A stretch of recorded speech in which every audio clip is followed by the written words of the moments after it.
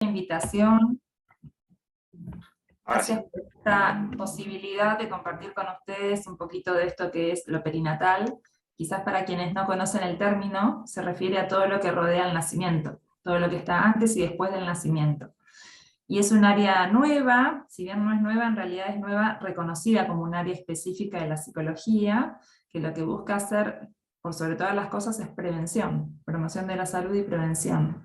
Por eso me pareció tan bonito que se incluyera esta temática dentro de este diplomado, ya que vamos a estar hablando de todo el ciclo vital. Bueno, me parece muy bien empezar por el origen. Bueno, ¿yo tendré la posibilidad de compartir pantalla? Sí, estás lista, Daniela. Bueno, muy bien. Yo te voy a decir Díganme cuando por se favor ve. si ahí se ve.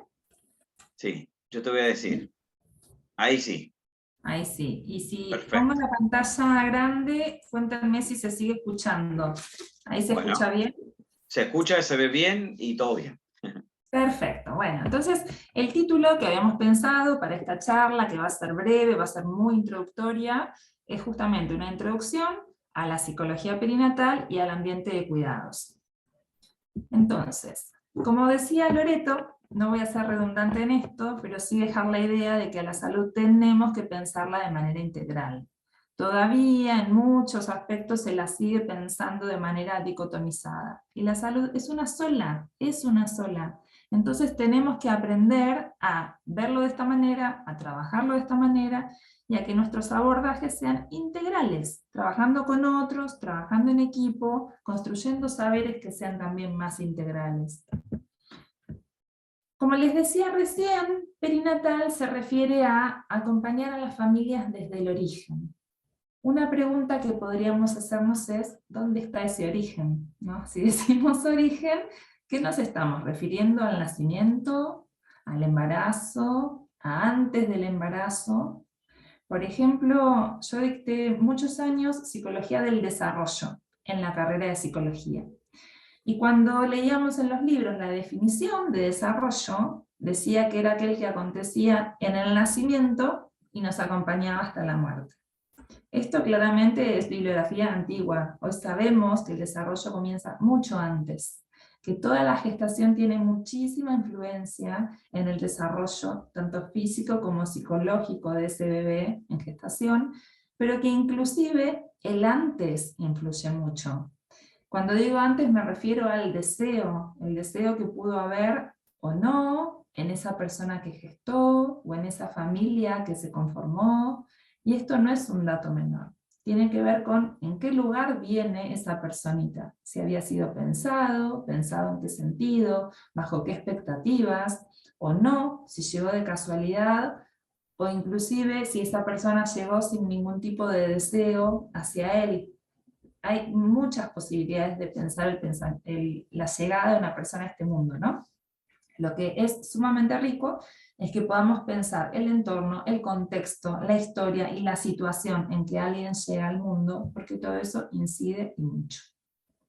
Por eso decimos que abordamos la salud temprana desde una perspectiva que es integral, o sea, desde todos estos marcos que veníamos mencionando, que decías vos, Loreto. No vamos a ver solo los aspectos biológicos, también los psicológicos, los contextuales, los espirituales, todo lo que hace a la persona y su entorno. Y digo, no solo a la persona, sino a la persona en su familia, y no solo cuando hablamos de embarazos o de puérperas o de crianzas, nos vamos a estar refiriendo a la madre. Que también, si pensamos en bibliografía más clásica, se suele hablar en estos términos, como de la díada, la función materna, la madre y su bebé. Por supuesto que esto es muy importante, pero la familia va mucho más allá que eso. Entonces también es muy importante pensar si hay un papá o cómo está conformada esa familia. Hoy tenemos familias muy diversas y todas son familia, entonces tenemos también que abrir nuestra mente, abrir nuestra cabeza y aprender a trabajar con las familias, integrando a todos quienes la conforman. Esto es una frase que resume mucho la idea que quisiera transmitirles. Yo decía que trabajamos en hacer prevención, promoción de la salud. Estoy convencida de que es más fácil criar personas fuertes desde el inicio y no después reparar los adultos cuando ya están rotos. Esto lo traigo porque entiendo que las formaciones que hemos recibido, muchos de los profesionales que trabajamos en este campo, tenía que ver con esto de hacer diagnósticos, hacer tratamientos de las personas cuando ya tenían padecimientos instalados. Y se nos ha enseñado bastante poco acerca de lo que es promocionar salud, trabajar en el antes, correr los escollos del camino para que determinadas situaciones que podrían tornarse traumáticas, por ejemplo, que no lleguen a instalarse. Y esto tiene que ver con poder acompañar tempranamente. Hoy por hoy muchas veces consultan, bueno, en mi país se consulta bastante más al psicólogo, a la psicóloga, que de repente en el suyo y en muchos otros países de Latinoamérica. Hoy por hoy nos pasa bastante acá que la gente llama y dice, quiero una consulta porque quiero buscar un embarazo y tengo miedo y no sé si voy a poder hacerlo bien, cumplir mi rol de madre, de padre. Entonces, a esto me refiero cuando hablamos de prevención. Poder empezar a charlar con una persona antes aún de que esté el embarazo, es poder correr los escollos del camino para que cuando ese embarazo llega, en el mejor de los casos, la persona y su entorno estén lo mejor preparados que se pueda. También traía esta idea, porque así como venía contando Loreto acerca del diplomado y cuál es la idea, me parece que esto tiene mucho que ver con la forma en que pensamos y encaramos este proyecto. Pensamiento en red es una teoría de una psicoanalista argentina que se llama Sonia Abadi. Ella escribió un libro en donde toma aportes de diversas áreas, de muy diversas áreas, las nuclea, las integra y dice, pensar en red es un recurso que nos permite potenciarnos a las personas, generar nuevas ideas, tiene que ver con conectar ideas, personas y recursos, desde un paradigma que es colaborativo y no excluyente. Creo que también nos ha pasado bastante, al menos en mi país, fue muy así hasta este último tiempo, el hecho de tener que centrarnos en una teoría, por ejemplo, psicológica, y adherir a una teoría determinada, casi como si fuera un dogma o una religión. Y eso nos impedía muchas veces escuchar otras teorías, poder enriquecernos de otras formas de pensar, de otros colegas o de otras disciplinas que en realidad nos pueden nutrir mucho, así como nosotros podemos aportar también. Por eso lo traigo, porque yo cada día estoy más convencida de que como las personas somos complejas y multidimensionadas, necesitamos que los abordajes sean así, multidimensionados, bien integrales, y esto requiere de parte nuestra, como profesionales, que nos capacitemos, que nos ayornemos, que podamos integrar saberes y no cerrarnos a una única doctrina, porque cuando recibimos un paciente o un usuario, no podemos tratar de encajarlo en la teoría previa, sino más bien nosotros tratar de amoldarnos a ver qué está necesitando esta persona. Y muchas veces va a necesitar que contemos con saberes que de repente aún no tenemos, y entonces es ahí donde está la importancia de trabajar en interdisciplina, de consultar con otros colegas u otros profesionales de otras áreas que tengan esos saberes que no tenemos nosotros. Con lo cual el paradigma colaborativo me parece que es esencial, y el hecho de trabajar en equipos también lo es. Insisto que creo que esto es un tanto nuevo porque al menos en las formaciones que tenemos acá en los años anteriores no nos enseñaban ni a trabajar en equipos, ni a pensar en interdisciplina, ni en nada de todo esto. Con lo cual me parece que también pensar en transdisciplina es muy rico, y esto tiene que ver con poder pensar en gestar nuevos saberes, que integren los saberes que traemos desde las diversas áreas para armar uno nuevo, que ya no sea el saber que trae la medicina o la psicología o el trabajo social, sino que desde los diversos campos que trabajamos en la salud podamos armar un saber nuevo que sea más integral, más totalizante. Creo que este es un desafío de nuestro tiempo, y entiendo que este diplomado hace un planteo muy rico que tiene que ver con esto. Bueno, yo quería contarles brevemente, cuando hablamos de un psicólogo o de una psicóloga perinatal, a qué nos dedicamos o cuál es parte de nuestra función. Y yo creo que estas son palabras que resumen bastante la idea. Tiene que ver con cuidar, con sostener y con acompañar. ¿Qué es lo que cuidamos, sostenemos y acompañamos? Todo ese proceso que va desde la preconcepción y hasta los 3 años de vida.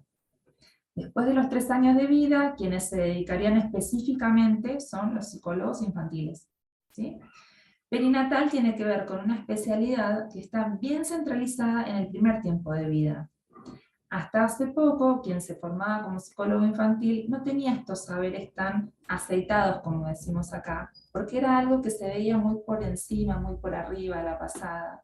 Y la verdad, yo soy una apasionada de esto y cada vez me meto más en esto y veo que hay tanto, es un campo tan rico para explorar, y además que es justamente en este tiempo de la vida donde se sientan las bases de la salud mental, por supuesto, pero de la salud toda. Por eso es tan importante que estas familias puedan estar acompañadas.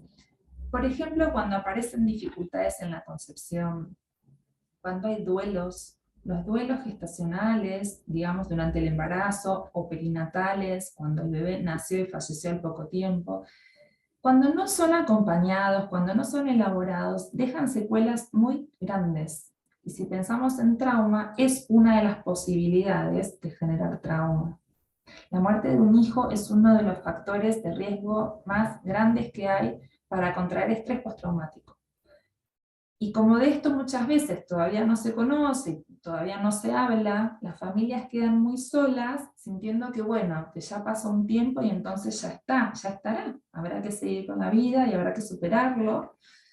Y el entorno muchas veces no ayuda porque no sabe cómo ayudar. Entonces tiende a decir, bueno, pero ya tenés que estar mejor, la vida sigue, ya olvídate, ya pensá en otra cosa.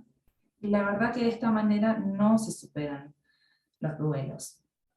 Si pensamos en adopción, que es otro de los grandes temas, y es realmente complejo, porque estas familias que van a adoptar o las que se adoptaron necesitan mucho acompañamiento, tanto para elaborar el duelo cuando fue que recurrieron a la adopción porque no habían podido tener hijos o hijas naturalmente.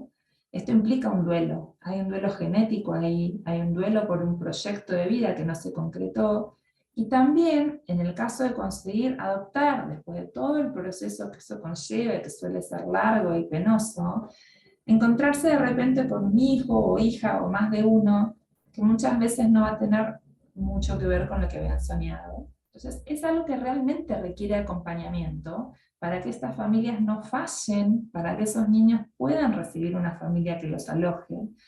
Y creo que este es un gran tema en el que sinceramente tenemos poca experiencia, pocos saberes, salvo quienes se han metido de lleno a trabajar en ese ámbito. Creo que en las carreras de grado, al menos acá en mi país, recibimos muy poca capacitación en esto. Bueno, acompañamos todo el proceso, todo el tránsito, por el embarazo, la preparación para el parto. ¿Qué sucedió en ese parto? El parto es un evento muy importante, muy significativo en la historia de vida de esa persona, de esas personas, de quien gestó y parió, de quien nació y de la pareja si la había, y no da igual la manera en que se transita un parto.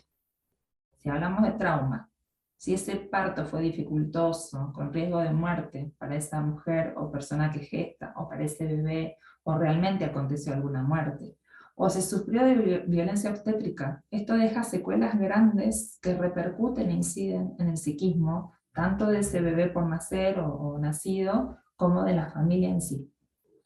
Entonces, lo que sucede en ese día, por ejemplo, de ese parto, de ese nacimiento, muchos tenderían a pensar, bueno, pero ¿qué importancia tiene si ese bebé ni se lo va a recordar? Sí que lo va a recordar. Su memoria corporal toma un registro de esto.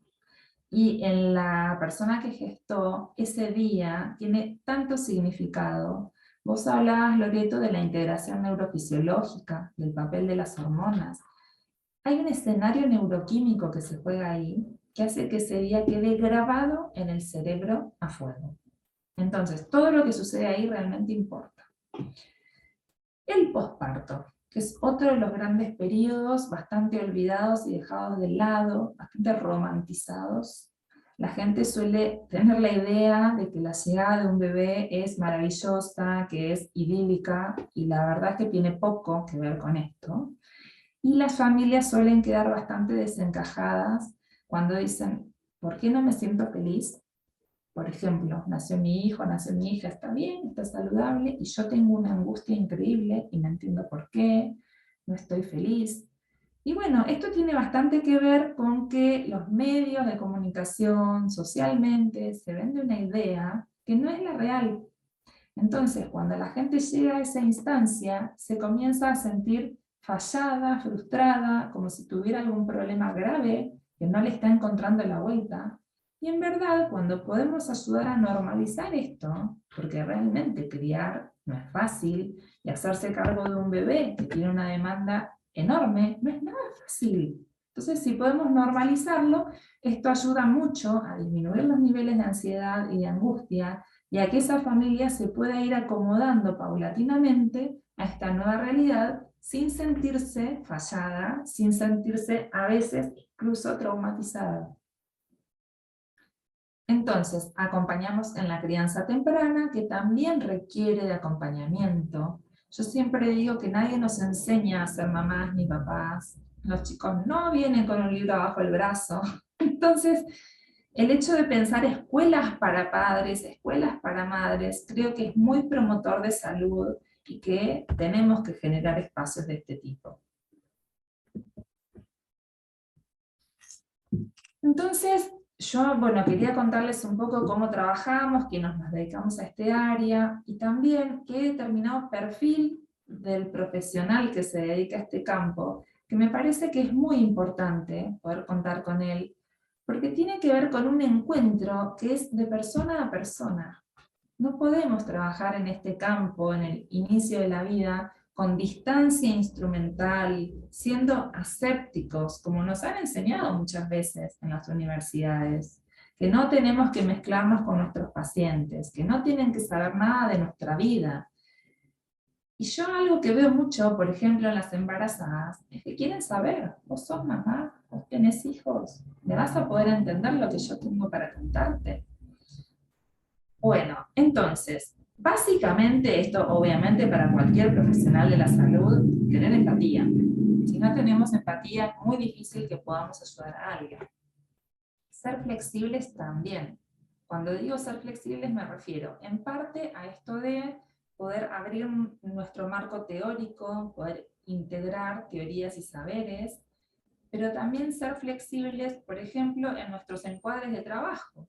Si tenemos una persona embarazada, es muy probable que un día que tenía sesión esté descompuesta, que no pueda tener su sesión, o con una persona puérpera, no darle un horario temprano a primera hora, porque tenemos que pensar que esa persona es muy probable que no haya dormido, que haya pasado una mala noche. Es más, es probable que nos diga, no puedo asistir a la sesión que teníamos pactada porque mi bebé está enfermo, porque salí corriendo a la guardia, porque anoche no pegó un ojo. Y entonces, ser rígidos en un encuadre sería iatrogénico con este tipo de pacientes. Se requiere flexibilidad y de apertura. Y yo creo que tener un trato horizontal en donde no nos sintamos como el que se las sabe todas y el que le va a decir a la persona qué es lo que tiene que hacer con su vida, sino que la persona es la dueña de su vida, de sus decisiones, y en todo caso acompañaremos a pensar en qué situación está, con qué recursos cuenta, ayudarle a descubrir alguna herramienta que le sirva, pero desde un marco de horizontalidad, no asimétrico, en donde tengo el poder y soy el que sabe.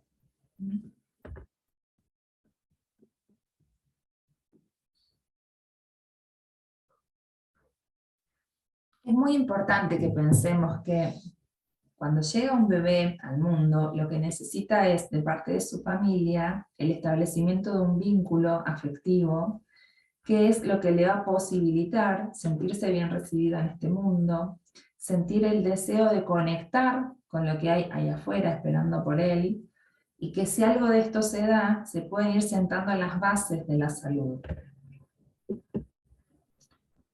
Yo les contaba que perinatalidad es lo que rodea el nacimiento. Creo que todavía nos queda mucho camino por recorrer en este sentido, para que en los servicios asistenciales se generen los puestos de trabajo, para que hayan profesionales de la salud mental acompañando estos procesos, porque mayormente en las clínicas, en los hospitales, hay profesionales más ligados a lo médico, médicos, enfermeras, parteras. Que hayan psicólogos o psicólogas en estas áreas todavía no es lo que abunda, y realmente es importante. Si hablamos de interdisciplina, de trabajo en equipo y de concebir al ser humano como un ser integral, tiene que haber psicólogos y psicólogas también trabajando en ese campo. Yo creo que todavía no se termina de entender el para qué. Todavía está esta idea como que el bebé no siente, todavía casi que ni es persona, entonces ¿qué vas a ir a hacer con un bebé? Bueno, hay muchísimo para hacer con un bebé, no es solo con el bebé, es con el bebé, con esa familia y con el vínculo que se está generando o no entre ellos. Al trabajar con bebés tenemos la posibilidad de intervenir ahí tempranamente, observando ese vínculo y detectando si aparecen dificultades ahí. Muchas veces los bebés se expresan a través de su cuerpo, a través de malestar físico o de sintomatología como podría ser dificultades en el sueño, enfermarse más de la cuenta, dificultades con su alimentación. Es la forma en que tienen para contarnos que algo en el vínculo no va bien. Entonces trabajar con esa familia ahí tempranamente es central, porque es la posibilidad de ayudarlos a ellos a pensarse como mamá, como papá, como persona que cría, de un modo más sano para poder brindar a ese bebé la posibilidad de gestar también salud. Y esto es algo que todavía socialmente no lo tenemos tan comprendido. ¿Que la salud mental importa? Bueno, y que la salud mental materna es muy importante. Todavía tenemos que hacer mucha campaña para que esto se instale. Por eso, esta campaña comenzó en España hace ya varios años y da vuelta al mundo todos los meses de mayo. El mes de mayo es el mes en que buscamos concientizar sobre la importancia de la salud mental materna y paterna, y perinatal, porque yo acá les traigo esta breve estadística. 1 de cada 5 personas que gestan va a presentar problemas de salud mental durante el embarazo. 1 de cada 5. El 75% de esas personas no reciben el apoyo ni el tratamiento adecuado. Entonces, hagamos cálculos. Si el 75% de quienes tienen problemas no reciben ayuda, ¿qué pasa con nuestras sociedades? Porque ahí tenemos un problema ya desde el comienzo. Ahí tenemos una familia que no va a estar bien, un bebé que no va a estar bien, y si esto lo multiplicamos por todas las familias y todos los bebés, es mucho. Algo tenemos que hacer. Bueno, entonces podríamos empezar a pensar que las vivencias previas al nacimiento influyen en el psiquismo. Influyen. No da lo mismo la manera en que ese bebé es gestado. No da lo mismo si su madre o quien gesta sufre violencia doméstica, si está sobrepasada de estrés laboral, si está atravesando un duelo por fallecimiento de su pareja, de algún ser querido cercano, porque la despidieron de su trabajo. Toda esa angustia repercute en el bebé. De hecho, por ejemplo, el estrés, cuando los niveles de estrés son muy altos durante el embarazo, hay riesgos de abortos espontáneos, de bajo peso al nacer y de prematuridad. Entonces no es inocuo. Y el estrés también es una dificultad que la tenemos ya como naturalizada. Decimos, bueno, sí, todo el mundo está estresado, lo cual es cierto, pero eso no debe hacer que lo minimicemos. A mí me preocupa laboralmente que a una mujer embarazada se la suele exigir como si no lo estuviera. Y una persona que está embarazada necesita cuidados especiales, necesita que las licencias sean más largas. En mi país suele ser de 3 meses la licencia por maternidad, que es más o menos un mes y medio antes, un mes y medio después del parto, del nacimiento, y que no alcanza para nada. No podemos pretender que en 3 meses una persona se acomode a lo que implica traer a una persona al mundo. Bueno, sería bueno que como sociedad entendamos que preservar la salud materno-infantil y esta salud bien temprana es prevenir problemas a lo largo de la vida, es prevenir problemas en adelante. Y el psiquismo, que no está dado al nacer, cuando nace un bebé no tiene su psiquismo conformado, él llega con toda la potencialidad de desarrollarlo, pero va a necesitar vínculos que van a ser los que le posibiliten desarrollar psiquismo. Entonces, va a depender absolutamente de cómo están esos adultos. Y yo acá les traigo como dos imágenes para graficar lo que quiero decir. Si pensamos en la imagen del hombrecito, que está como ahí en conexión con su niño interior, y se lo ve como bien, yo creo que se lo ve como íntegro, como armadito, como armónico, podemos pensar o predecir que lograría una mejor vinculación con su hijo, con su hija, que esta imagen que ponemos del otro lado, en donde claramente vemos la fractura, ¿no? Ahí tenemos una persona que no está integrada, que claramente vemos que no la está pasando bien, que ahí hay mucho sufrimiento. Entonces, estos son dos escenarios posibles que ya nos predicen el tipo de relación que pueden llegar a tener estos adultos con una personita que llega a este mundo. ¿Qué quiero decir con esto? Que cuando trabajamos con personas que están embarazadas, y ojalá muchos médicos, muchas enfermeras o parteras tomaran este curso para poder escucharlo, es importantísimo detectar cómo está esa persona a nivel de su salud mental. Cuando se hacen los controles de embarazo, generalmente se repara en la cuestión biológica. Se hacen análisis de laboratorio, se mide la altura del útero, cómo va creciendo, pero no se suele preguntar a esa persona, ¿cómo está? ¿Cómo está transitando esta situación? ¿Cuenta con redes de apoyo? ¿Va a haber alguien que la ayude? Entonces, ya desde el embarazo se puede detectar a grandes rasgos. Un médico, por ejemplo, y sin tener mucha noción de psicología, debería poder, digamos, visualizar como estos dos esquemas. ¿Estoy frente a una persona que está como armadita o estoy frente a alguien que está en riesgo de fractura y de riesgo psíquico? Si pensamos, por ejemplo, en una persona border o con episodios psicóticos previos, bueno, el tránsito por el embarazo, el atravesamiento de un parto, tranquilamente le puede desencadenar una patología así. Entonces esto es prevenible en el sentido de que si está acompañada medicamentosamente durante el embarazo, vamos a tenerla mucho más contenida que si no recibe tratamiento adecuado. Entonces, durante el embarazo tenemos que ser conscientes de que es un tiempo que requiere de cuidados, no solo de controles médicos, cuidados de todo el entorno, y además asesoramiento sobre los derechos, y además psicoeducación. Esto también forma parte de nuestras tareas. Muchas veces la psicoeducación es vista como una mala palabra, o como que no tiene mucho que ver con nuestro rol en salud, y claro que lo tiene. Una persona que conozca acerca de sus derechos es una persona que va a poder reclamarlos.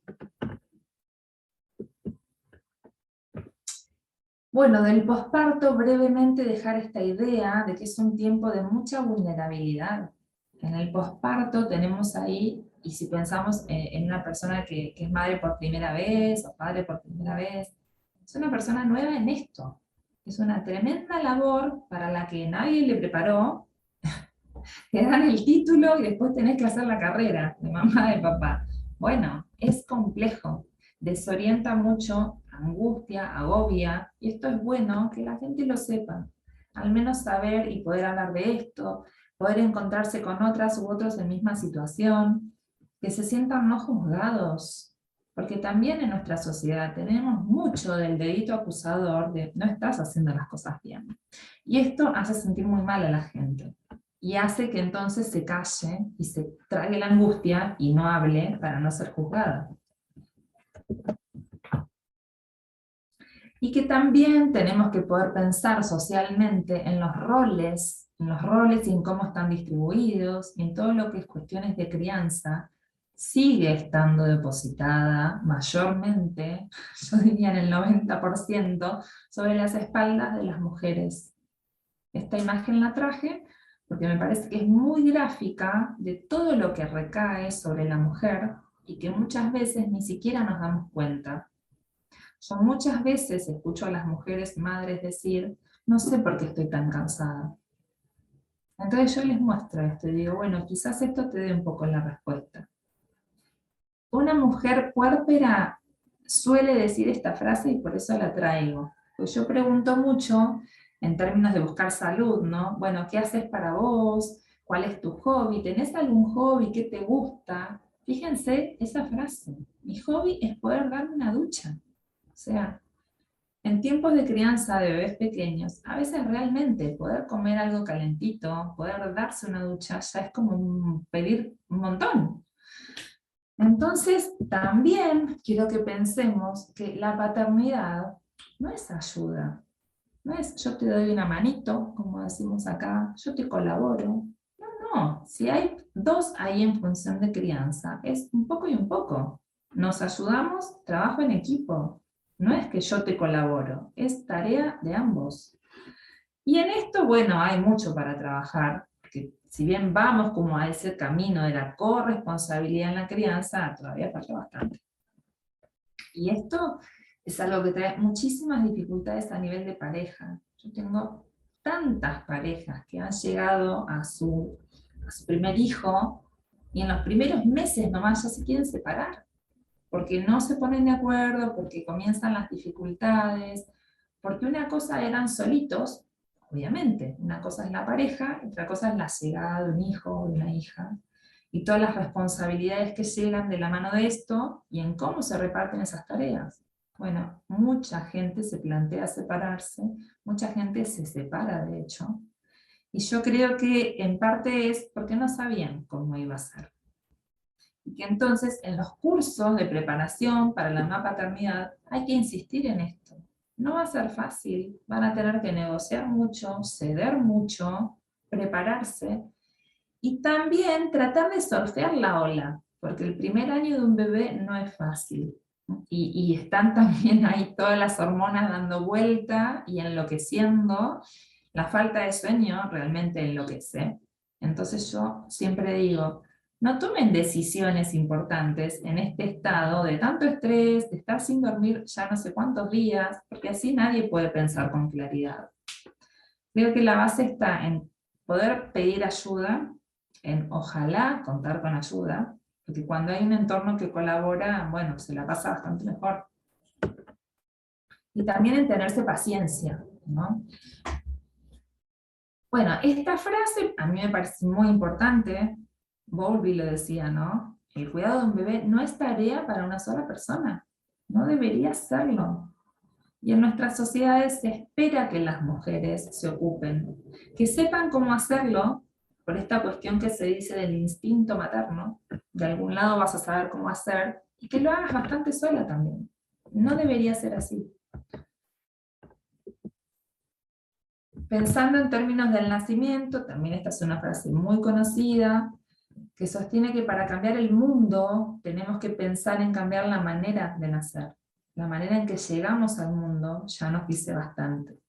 Esta imagen que traigo, espero que haya quedado en el pasado, ¿no? Así nos recibían hace unos años. Llegábamos al mundo y ya ahí nomás iba un chilo en la cola. Bueno, hoy se espera que esto que no sea así, que la llegada al mundo sea bastante más amorosa, más contenedora, más de pasaje gradual. Hoy se espera que cuando nace un bebé se lo pueda mantener sobre el pecho de su mamá, para que pueda ir regulando su temperatura y acostumbrándose más paulatinamente a lo que es este mundo exterior para él, con la invasión de estímulos que genera, con lo diferente que es de sentirse adentro del vientre cobijado y protegido, ¿cierto? Bueno, entonces decía recién que el psiquismo no está dado de entrada, que es algo que se va a ir constituyendo y conformando, y que los primeros tiempos son centrales. El primer año de vida es fundamental, porque es ahí donde se sientan las bases del psiquismo y porque es ahí donde están los puntos de fijación de las patologías más graves. Entonces tenemos que dejar de pensar que el bebé no entiende nada, que no siente, que no le duele, que no piensa, que no. Ahí, en base a cómo se vayan dando las experiencias, podríamos pensar como a grandes rasgos, ¿no? Si las experiencias positivas priman sobre las negativas, las placenteras sobre las dolorosas, vamos en buen camino. Si es al revés, tenemos muchas chances de que ahí se vaya instalando una patología. También me parece importante no dar diagnósticos cerrados en ese tiempo de la vida. Yo creo que hoy una de las dificultades que tenemos es la sobreetiquetación de las personas, de los trastornos. Hoy todo es un trastorno. Bueno, en este tiempo de la vida en que el psiquismo se está constituyendo y que es permeable y abierto y plástico, tiene muchas chances de ir bien si recibe la ayuda necesaria. Y la ayuda necesaria tiene que ver con vínculos que propicien confianza, que son los que van a posibilitar que se construya la autoestima, que esa personita sienta deseos de explorar el mundo, y salir a conocer qué pasa ahí afuera. Si sus primeros vínculos fueron satisfactorios y le brindaron confianza, va a poder abrirse al mundo y querer salir a explorar y conocer. Brevemente quería mencionar que uno de los puntos que trabajamos mucho es el duelo, que si bien por supuesto no podemos resolverle el dolor al otro, sí podemos validarlo. Validarlo y acompañarlo ayuda mucho. Y tiene que ver con decir yo estoy acá y yo estoy si querés hablar o te acompaño si no querés, pero no estas frases del tipo ya va a pasar, no llores más, no te angusties. Eso no. Bueno, y esto se los voy a leer, es más o menos lo que venía diciendo. Yo creo que los agentes de salud tenemos que priorizar el cuidado, el acompañamiento de las familias desde el origen, que preservar esa salud temprana es contribuir a una sociedad más saludable.